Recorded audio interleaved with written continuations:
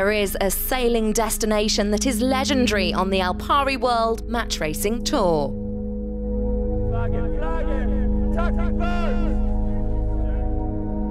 And there are sailing legends that are icons within the match racing world.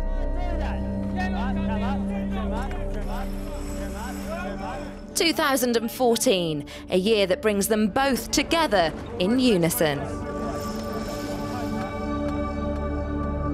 Welcome to the 20th anniversary of Stena Match Cup Sweden, the largest international sailing event that the country hosts.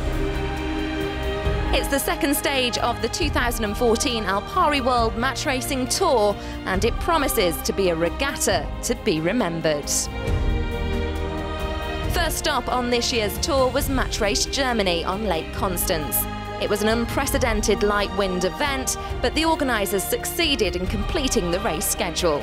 Ian Williams of GAC Pindar won, with Keith Swinton heading up Alpari FX in second place. Matthew Richard of Team Lunar Jets earning the third spot on the podium. I'm Phil Robertson, this is Walker Racing. Keith Swinton, and this is Team Alpari FX.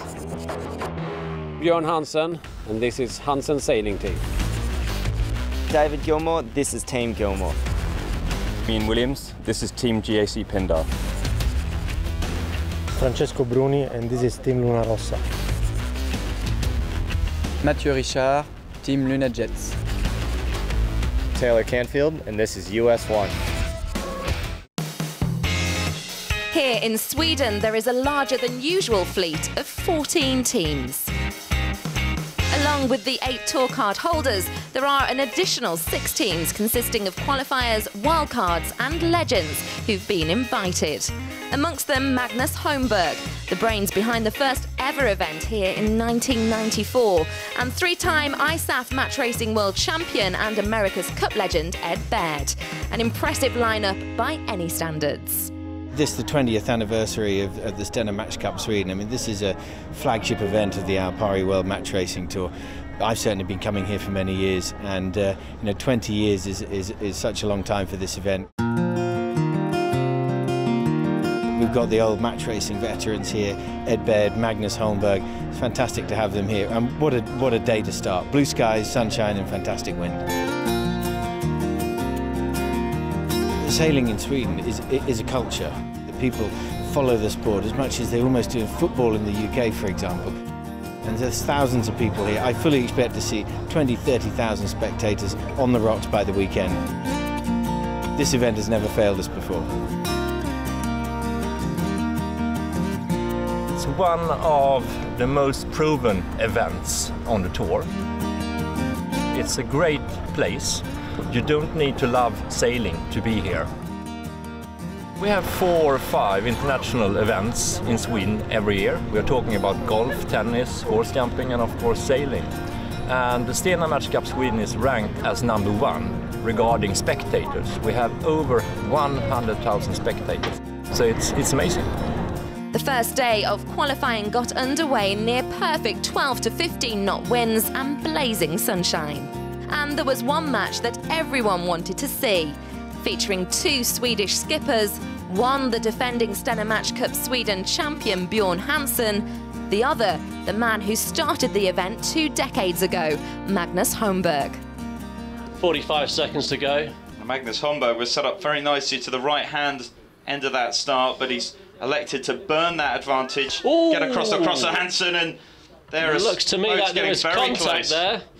So, looked to me that there was a bit of a tap. Both boats white flagging there. Penalty blue flag. There. And it's a blue flag and it goes on to Bjorn Hansen. So first blood. There Magnus we go. Holmberg. Looked to me like Hansen stuck his nose into leeward there and didn't give Holmberg any opportunity to keep clear. So Holmberg, not only has he got the penalty advantage, looks like he's going to tack and cross. But I think he's also going to tack and cross. Absolutely. Here comes Bjorn Hansen. Yeah, Hansen able to stop Holmberg from crossing. Holmberg having to go for the duck. Now here comes Holmberg. He had to take a duck to get over to this right-hand side. Now, has he been able to capitalise on leading across the right-hand side. There's the answer. Bjorn Hansen sliding across, managing to get into a strong lead position. So that decision to tack early from Magnus Holmberg has not paid off so far, as he tacks back over to the right-hand side and Hansen follows. Bjorn Hansen around, out in front. Remember, Hansen has to complete that penalty turn before the end of this race. There's the blue flag blazing on the umpire boat. That's signifying he still has to do that turn. Now, that is one tack when it's on the run, or it's a jibe when he's on the beat. And this must be the 100th jibe for the 100th crew member.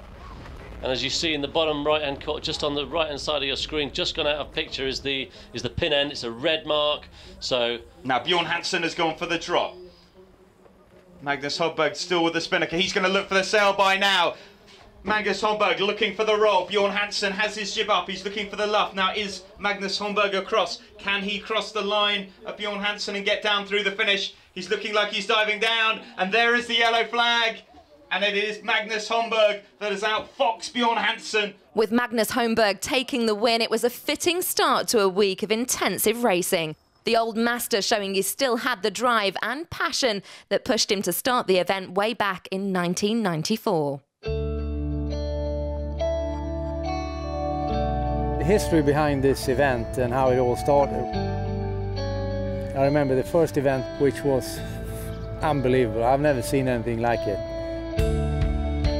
Because in those days, you were racing out on the ocean, nowhere close to the shoreline. And we came to Bermuda, they were racing inside the harbor, prize money, television, commentators, grandstands.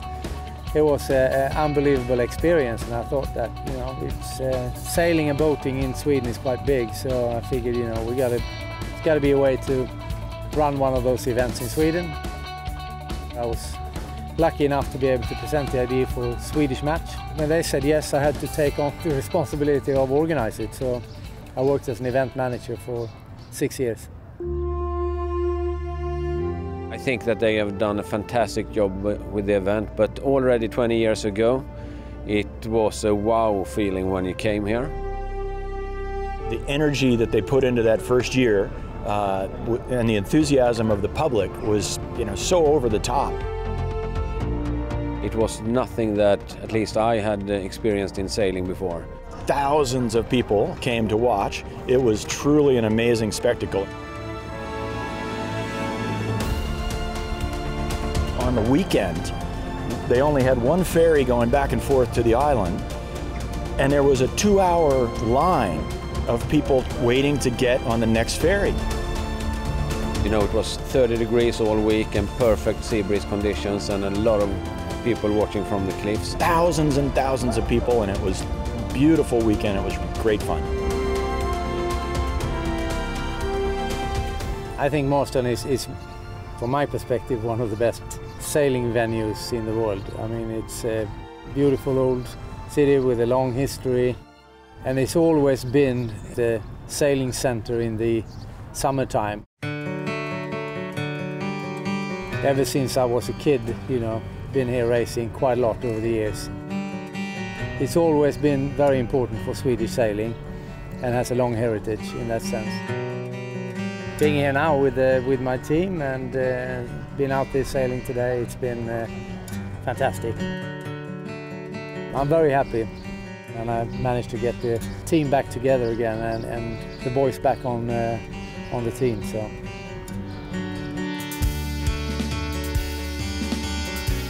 At the end of the first qualifying session, it was two Antipodean teams that were at the top of the leaderboard.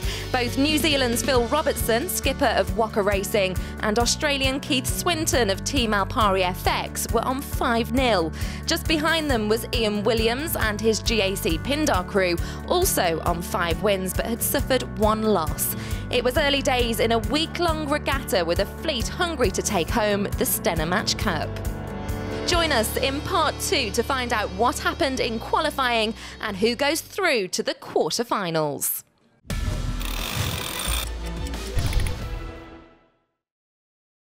It's volatile out there. Conditions can change in an instant. You've got to stay in control Spot the opportunity. Then make your move. It's all about execution. Search Alpari Race and get on board. Alpari, your global Forex broker. Forex is high risk and not suitable for all investors. Losses may exceed deposits.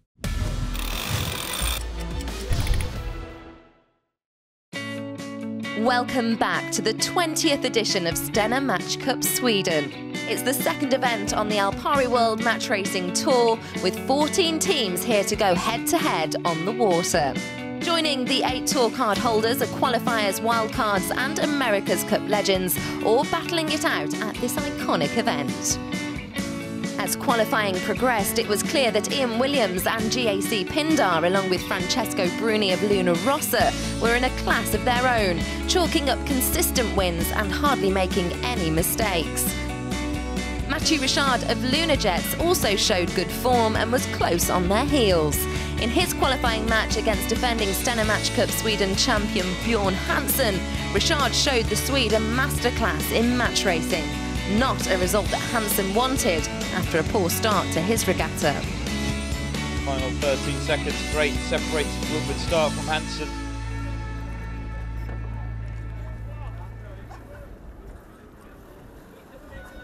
And there's the gun.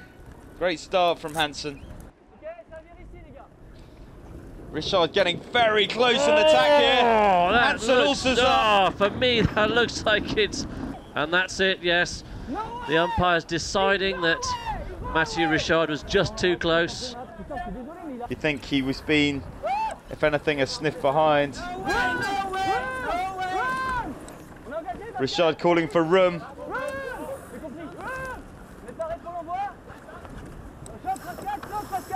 No dice. There, the line down, Bjorn Hansen, and that's the boat of Mathieu Richard sliding across the front. Hansen finds himself behind again. Oh, but it's a dial. Bjorn Hansen, bow down. Mathieu Richard takes the stern.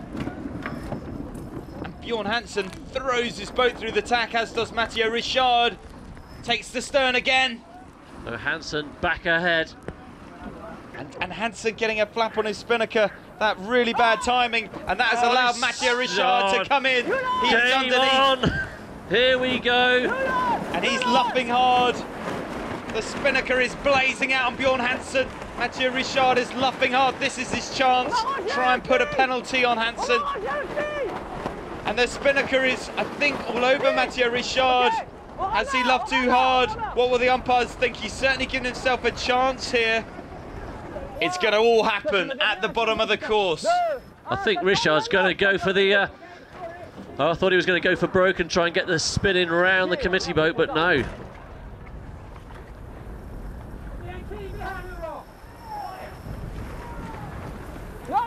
Hansen with the drop. Richard calls no room. The bow spins up on board Richard. Now he's got to try and hold Bjorn Hansen the wrong side of the finish line. His bow's up, but Hansen's moving fast. But Richard, I think, has the boat position. He is holding Bjorn Hansen above. Richard comes in for a really aggressive luff. And he's leaving Bjorn Hansen. Now he needs to do his penalty. Go for the tack. There's the blue flag. The penalties are offset. And it is Mathieu Richard that has left the champion Bjorn Hansen floundering with his spinnaker caught over the water. Absolutely astonishing manoeuvre there. Also continuing to thrive in qualifying was Keith Swinton and his team Alpari FX. Australian Swinton lives nearby in Gothenburg and knows the local waters. His record at the Swedish stopover of the Alpari World Match Racing Tour has been on the rise, having finished 5th and 4th in the last 2 years. Could this be his year here in Sweden? Swinton certainly proved he was on fire at the first event on the tour in Germany. Match Race Germany was a really good event for Team Alpari FX. We didn't win the event, but we got second, which for us was still a fantastic result. We sort of went there just hoping to make the quarterfinals and take it from there. We haven't had a great history at that event previously, so to then get on a bit of a roll and take some good scalps was a great start to the year for us. The core of our team have been together for 3 or 4 years, and this year we've got a couple of new crew members. We needed to bring in some new people and just freshen things up a little bit, and obviously when you bring in new people you get some new ideas, and it's been working really well for us. Ben is a bit of a free spirit. Off the water he sort of just cruises around, bit of a surfy dude, but you know, once he gets on the water he's really methodical and really does a great job for us. I'm quite new to match racing really, so I've come from a fleet racing background. Racing can be pretty full on at times on the boat, but I think it's good. We just always really push hard, and been learning a lot off Keith this year since I've been sailing with him. It's been really helpful for me. Ted Hackney, our trimmer, is the young guy on the team, so he sort of often cops a bit of the brunt of some of the criticism, but he does a fantastic job, and off the water he's great fun to hang out with. Keith's got 2 modes. I think there's sort of like Keith when he's away from sailing a little bit, and he's quite fun to hang out with, and he doesn't sort of worry about too many things. He's pretty laid back. Tudor in the pit is the old man of the team. He's a family man. He's got 3 kids, a couple of twins, so he's really busy between events. I've sailed with Keith a couple of times before that, so not that unfamiliar, but definitely it's nice to be in a fresh environment. A good team with a lot of potential. Ricky up on the bow, Ricky Bobby we call him. He's the bit of the wild child of the team. Been sailing with Keith since 2010, so nearly 4 years together now. He's good to sail for. He gets a bit lippy at times, but you just got to move past that and ignore it. In that time, you know, sailing 4 years together, we've become pretty good mates and we get along really well, so no worries. Really lucky to have such a great team. Swinton and his team seemed to be a solid unit, but a real test for Team Alpari FX came when he went head-to-head with match racing and America's Cup legend Ed Baird and his quantum racing team. We joined them on the start line with Swinton a penalty down. There's the start.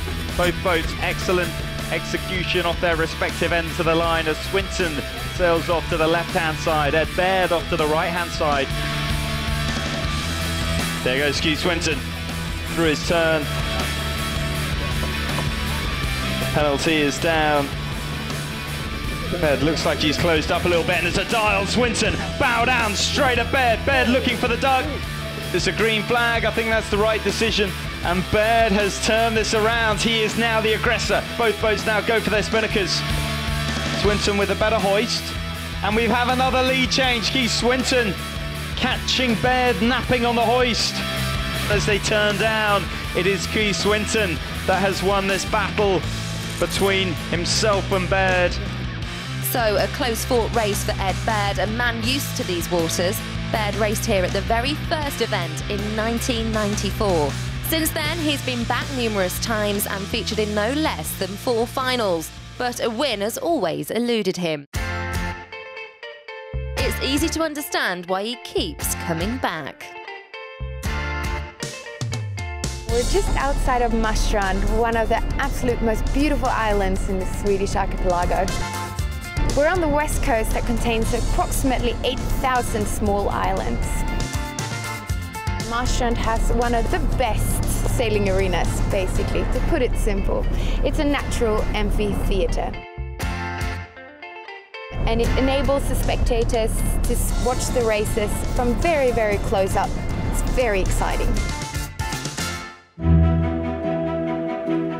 We have the most prominent feature of Marstrand up here on the top.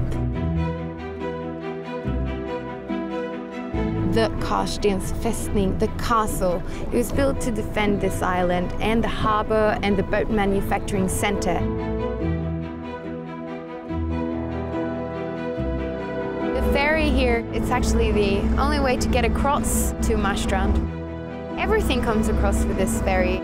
All the food, to the restaurants, all the equipment. The entire match cup comes across with this ferry, crews and spectators included. This beautiful house behind us is the Grand Hotel. The place where King Oscar II stayed when he spent a lot of time on the island. He and the Queen lived in separate towers. Today it's a hotel. If you want the royal treatment, this is the place to go. This beautiful house behind us is the Society House. Our beautiful architecture is even more beautiful on the inside. It was built in 1887 for the Swedish royal family. It's today turned into a nightclub and restaurant, very popular for the spectators and the crews and everyone on the island to just go and have fun and relax. It's a typical Swedish summer house. It's very common for the Swedish people to have summer houses in the archipelago. This particular one is actually the one where Peter Gilmour stayed every year he was at Marstrand racing. Peter Gilmour has won this event 7 times, a regular fixture since the event first started. Now his son David is following in his footsteps. The first-time tour card holder David Gilmour is showing great form and made it through to the quarterfinals. After a staggering 91 qualifying matches in conditions that ranged from sunshine to stormy gales, Gilmour joined these other 7 teams in the quarterfinals. Ian Williams and Francesco Bruni were tied on 12 wins at the top of the leaderboard, with Williams ahead on countback. Matthew Richard and Keith Swinton took 3rd and 4th spot. Wildcard Joachim Aschenbrenner shook up the fleet and managed a very respectable 5th position. Hot on his heels was defending ISAF Match Racing World Champion Taylor Camfield, followed by Bjorn Hansen, leaving David Gilmour to claim the final spot in the top 8. Aschenbrenner had effectively knocked tour card holder Phil Robertson out of contention. 4 days of qualifying had seen perfect, close-quartered racing from tour card holders, wildcards and the specially invited match racing legends. Magnus Holmberg, who masterminded this event 20 years ago, had not made it through to the quarterfinals, but his return to a regatta so close to his heart is what really mattered.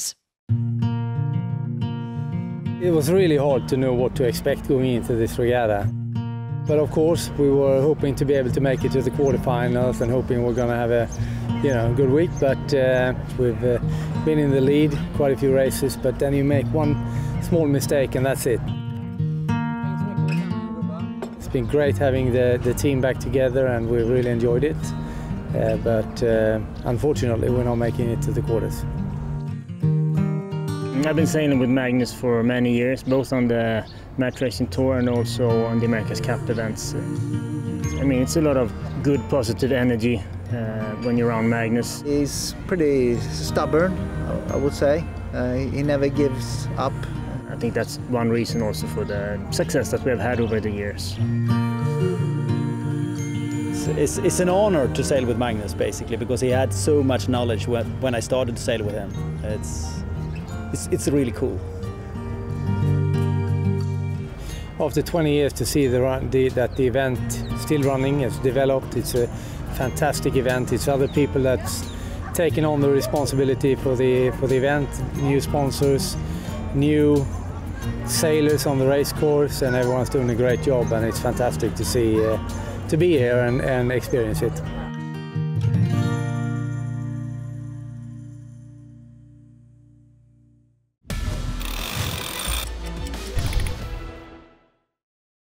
It's volatile out there.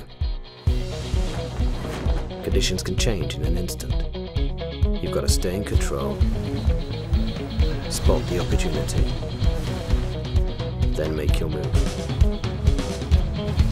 It's all about execution. Search Alpari Race and get on board. Alpari, your global Forex broker. Forex is high risk and not suitable for all investors. Losses may exceed deposits.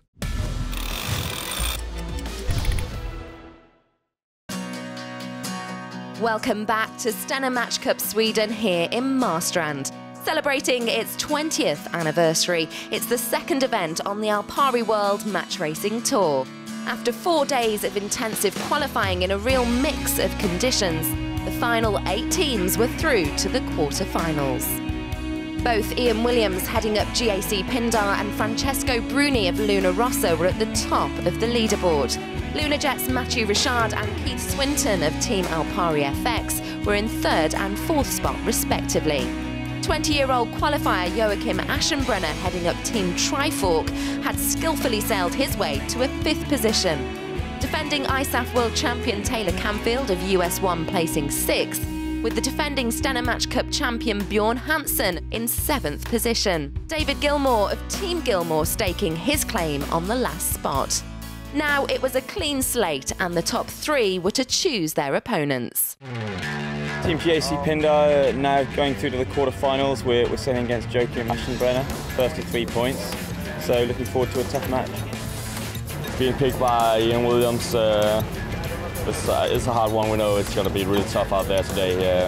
They're starting very well at this regatta and also in Match Race Germany we saw. We picked Joachim really because he's just got the least experience out of all the quarterfinalists. He's been sailing well, so there's some risk there. But once you get to the quarterfinals, experience counts for a lot, and we felt that he had a little less than the other guys. We managed to get him in the round robin. Not sure about the penalty, but it ended on him, and we won the race. But yeah, we'll see if we can do the same today. We hope so. It's also a chance for some revenge. Joachim was the only guy to beat us in the round robin, so hopefully now we can set the table straight. Despite Ian Williams' desire to show who was in charge, the 4-time ISAF World Champion had an early scare in the quarters as Joachim Aschenbrenner beat him in the first match. The young emerging talent pushed Williams for the next 3 matches, despite being beaten in each one and ultimately being knocked out of the competition. In the second pairing, match racing and America's Cup sailor Francesco Bruni of Luna Rossa chose David Gilmour of Team Gilmour. We choose David just because he was the last one qualified. He's not being in his perfect shape this week. Definitely be difficult. We haven't done a lot of sailing against them, so I've been watching them throughout the week and they've been sailing quite well. Hopefully we can have some good racing out there and come away with the win. Gilmour sailed well but just couldn't match Bruni's expertise and his Class A star-studded crew. The Italian simply outsailed him with a 3-0 scoreline. In the third pairing, Mathieu Richard's Lunajets team chose defending Alpari World Match Racing Tour champion Taylor Canfield of US1. I think we have improved every day with the team, and I'm pretty confident for the quarters now. He beat us in the finals in Korea last year, so hopefully we can take this one back from him. Richard won the first match, but Canfield fought back hard to gain 2 wins on the trot. Going into match 4, Canfield was 1 win away from making it into the semi-finals. Richard was against the ropes. I think this is all going to be Taylor Canfield. Canfield can't even lay the line. Red attack is... Now can Richard put him under pressure with attack back early? 2, 1, there we go. For me, Richard should be coming back on lay line for this pin. Right in, all the way, Trubin. All the way, copy. All left hand. I think Canfield may even lay the top mark from there. He's now got a very close cross with Canfield, unless he is on lay line. Let's see when they get to the top. Looks like he's right on the button to me. Well, good work, Richard. He, I think, did the right thing. He did either have to go to lay line or not, and that's what he's done, so well done. Richard around. Canfield following. Go hoist, go hoist. Go hoist. So that'll go to a deciding match. So Mathieu Richard takes the pole off, comes down, and this goes the only one so far of our quarterfinals to go to 2-2.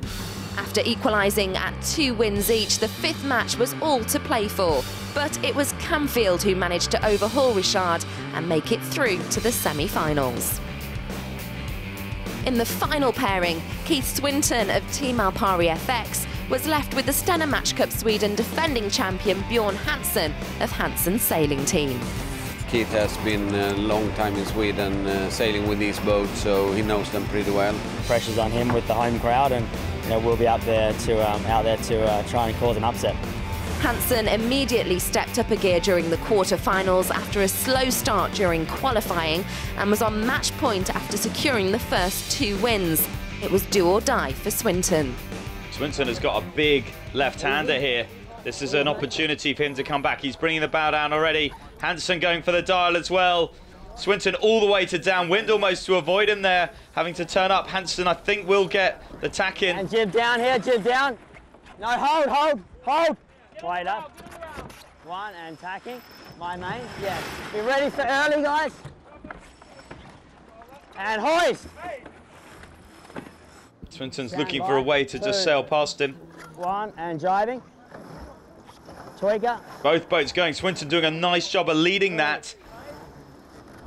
Coming up here, coming up. Swinton is air forward. Here's the luff from Bjorn Hansen. Here comes Bjorn.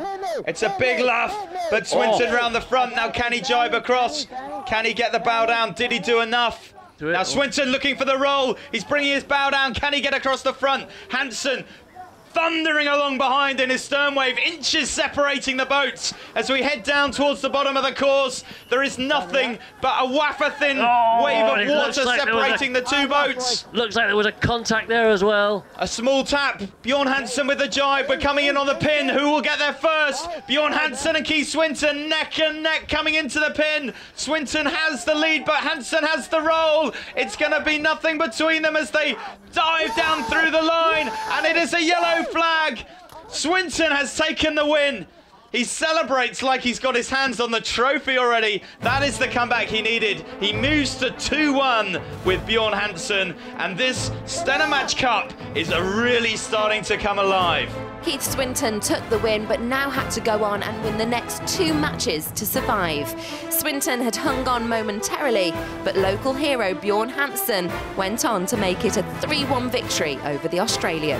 Applause erupts up and down the cliff tops. They know who their champion is. It is this man, Bjorn Hansen.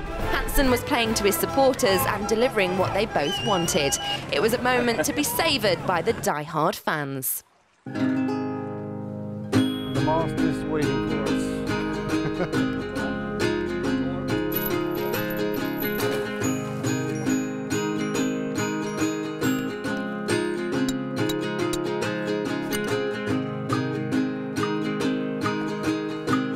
Just a little bit.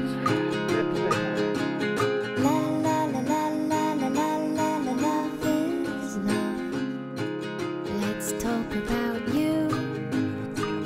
Let's talk about me. Let's talk about you. Let's talk about me. Let's talk about love. I've been coming here since 1994, every year. We can see everything from here. Go up in the morning, set the alarm and get some roasted chicken, take the boat over here, anchor it and then climb up. And when you're up here you feel that it's worthwhile. It's actually the best place. You are going here for a reason. Match racing is a pretty fair game. It's man to man. The reason that we cheer very much for Hansen is he was a very tough sailor, not afraid of anyone, and that's inspiring. And Bjorn thanked us with giving us a case of beer, and they appreciate us. These guys have been there for 18 years and they've been sitting there each day. Even if it's pouring down, if it's 40 knots of breeze, they're always sitting there. We learned to know these guys a few years ago now. I mean, now it's great guys and we're so happy that they support us.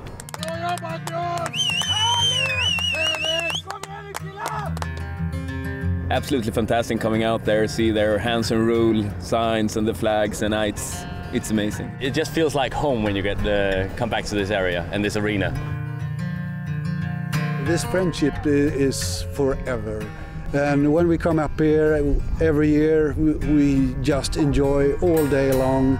Sometimes when the match racing is over and the weather is fine, we don't go home. We just stay here, watching, enjoying. No hurry, just enjoy. And they had every reason to be enjoying the racing. Their man was through to the semis.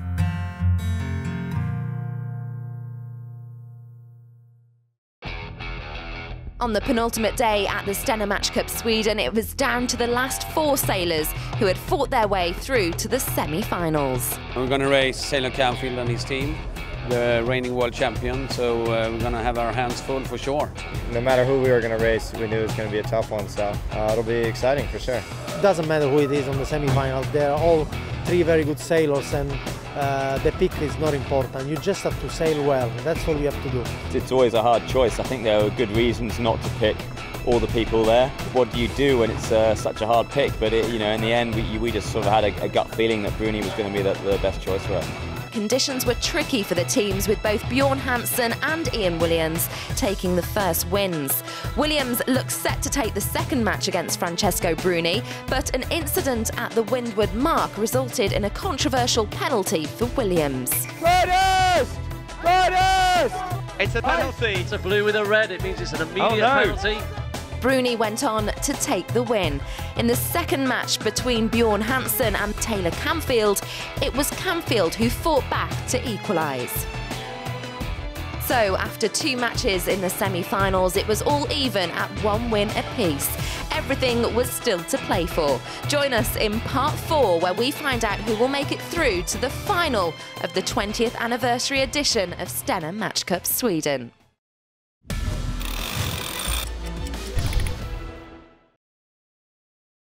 It's volatile out there. Conditions can change in an instant. You've got to stay in control, spot the opportunity, then make your move. It's all about execution. Search Alpari Race and get on board. Alpari, your global Forex broker. Forex is high risk and not suitable for all investors. Losses may exceed deposits.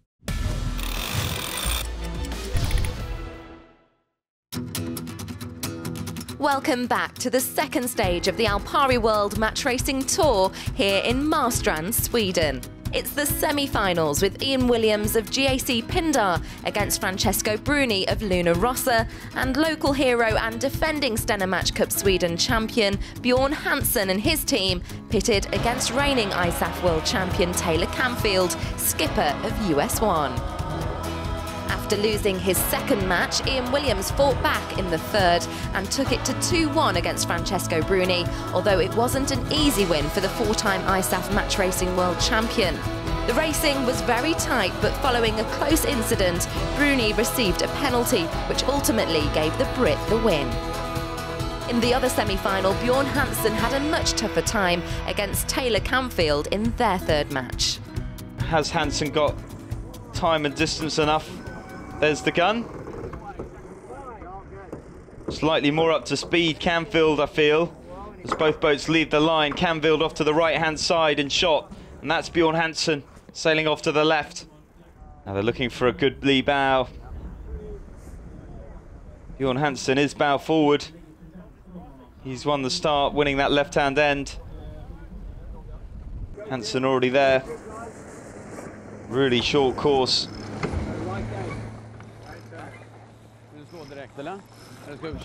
Hansen round.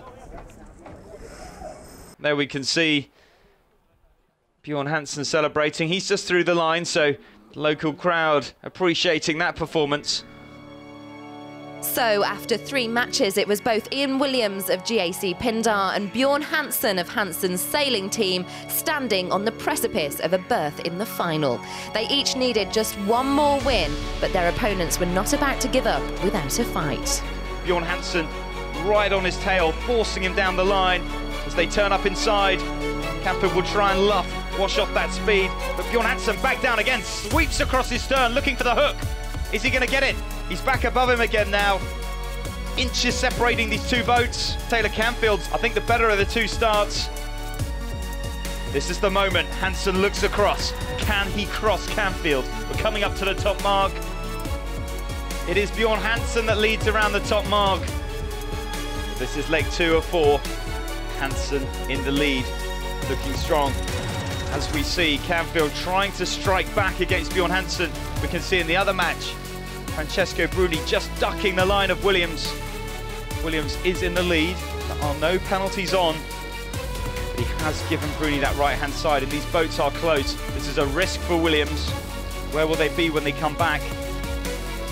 Bruni building speed all the time. Williams just taking a little bit of left-hand pressure I think he might sneak it. It's going to be close.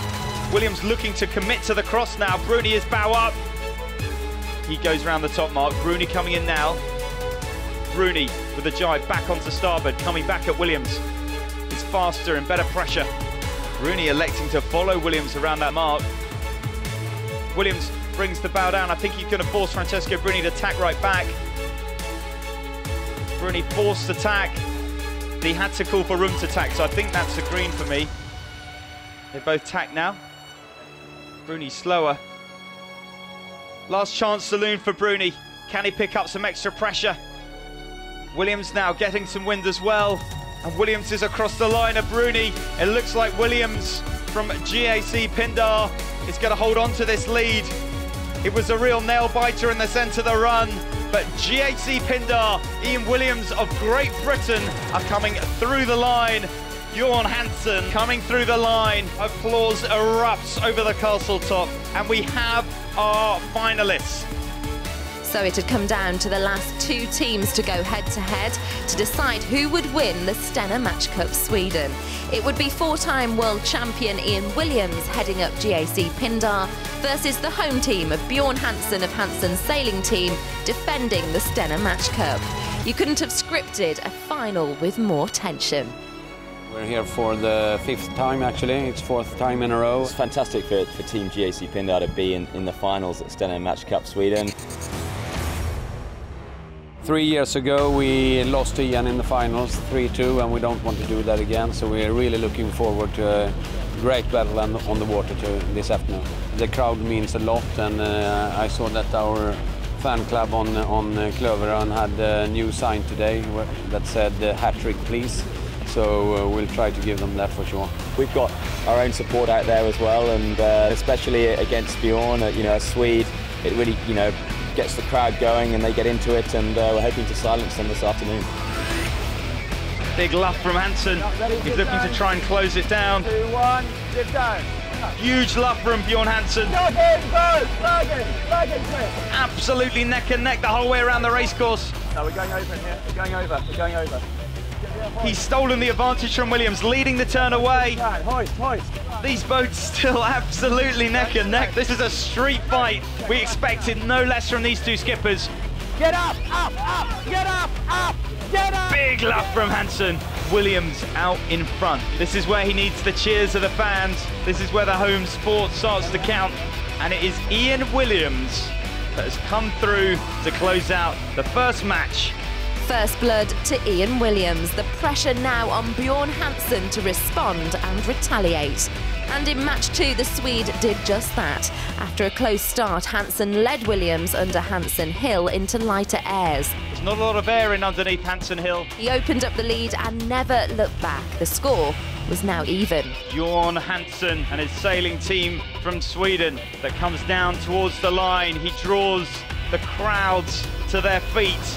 In match 3, it was neck and neck at the start. Both teams hungry for another win, but after a penalty to Williams, the balance of power shifted to Hansen. It is a penalty for Ian Williams, a yellow flag. Williams was unable to offload the penalty and Hansen took the win. Bjorn Hansen comes down, the blue flag goes up.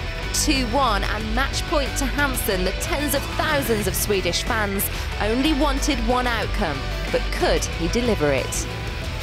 Bjorn Hansen fast firing off the pin. They're now coming in on the top mark. Hansen is going to lay. Williams goes for the tack. And a little bit of a lefty there. The wind really conspiring against Williams here. We saw a shift Hansen's way. Williams finds himself 2 or 3 lengths behind, and Bjorn Hansen is out in front. Bjorn Hansen has jibed, is taking the left-hand gate. That will leave the right-hand gate for Ian Williams. Now, he was on ley line for that.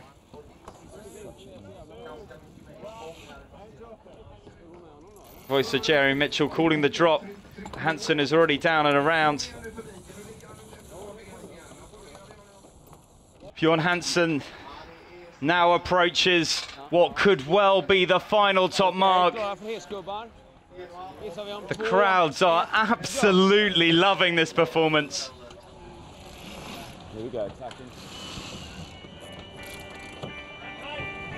This is all about to get pretty exciting here. Bjorn Hansen is coming down the final run. They're starting to get excited on board. They came through the quarterfinal round, just scraping into the quarterfinals. Leaving nothing to chance, they rock the boat out of the jibe, propelling them ever nearer the finish. Bjorn Hansen, they can't believe it, come down. Their bows are pointing at the finish. They are through the line, the horn sounds, and applause erupt. The whole of Marstrand rings with applause. It is for this man, Bjorn Hansen. Him and his Swedish team have come to the Stena Match Cup. They have beaten all comers, and it is they that will lift the Stena Match Cup aloft. It's a fantastic feeling to take the hat trick for sure. When we came around the top mark the last time, the guys on the other side of the bay were shouting hat trick, hat trick, hat trick. So we were almost starting to laugh when we hoisted the spinnaker the last time. As a Swede, to be in Marstrand, sailing the final day, have all this support from these fantastic fans, that's just undescribable. It's so fantastic, and I wish that all Swedish sailors could be part of it, or could have the chance to do that one day, to sail here the final day, because it's a feeling you can't describe. Here are your champions, Bjorn Hansen is your winner.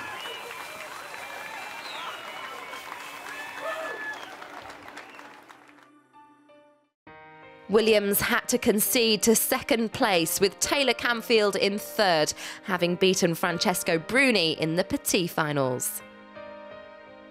Hansen had made it 3 wins back-to-back and his 4th in total here in Marstrand, Sweden. It was a fairy tale ending for both Hansen and the fans. Some may say the writing was on the wall. So, after the final results at Stena Match Cup Sweden 2014, the current leaderboard looks like this. In first place, it's Ian Williams and GAC Pindar on 47 points. In second spot, and with 39 points, is Bjorn Hansen and the Hansen sailing team. Keith Swinton of Team Alpari FX is on 34 points in third spot. In fourth place, and just 1 point back, is Mathieu Richard from Lunajets. Defending ISAF World Champion Taylor Camfield of US1 is in 5th spot with 29 points. Phil Robertson, heading up Walker Racing, is in 6th on 20 points. Also on 20 points and in 7th and 8th position respectively are Francesco Bruni, heading up Luna Rossa, and Team Gilmour and skipper David Gilmour.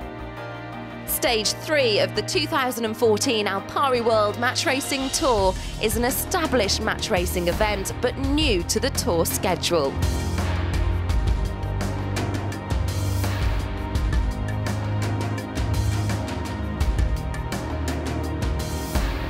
The stunning racing venue is located just metres from the beach, and a brand new yacht marina has been built at the end of the Mollo Pier, the longest wooden pier in Europe. Join us there.